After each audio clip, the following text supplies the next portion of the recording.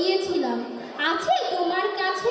হাত দিও না, আমার শরীর ভরা বোয়াল মাছে। বলল কেঁদে তিতাস নদী হরিণ বেড়ের বাঁকে, সাদা পালক বকরা যেথায় পাখ ছড়িয়ে থাকে। জল ছাড়িয়ে দল হারিয়ে গেলাম বনের দিক, সবুজ বনের হরিণ দিয়ে করে রে ঝিকমিক। বনের কাছে এই মিনতি ফিরিয়ে দেবে ভাই, আমার মায়ের গয়না নিয়ে ঘরকে যেতে চাই। কোথায় পাবো তোমার মায়ের হারিয়ে যাওয়া ধন?